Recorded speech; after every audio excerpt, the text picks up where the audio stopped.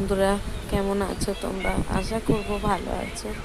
তোমাদের ভালোবাসায়, ভগবানের আশীর্বাদে আমিও ভালো আছি।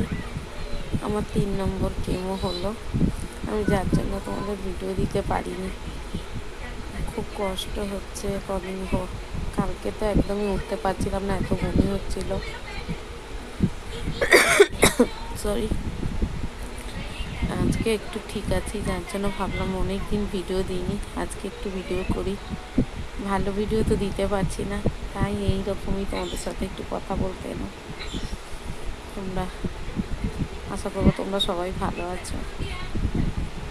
আর কি বলবো, শরীরটা খুব দুর্বল লাগছে, এই জন্য শুয়ে আছি। কিছু বলার নেই,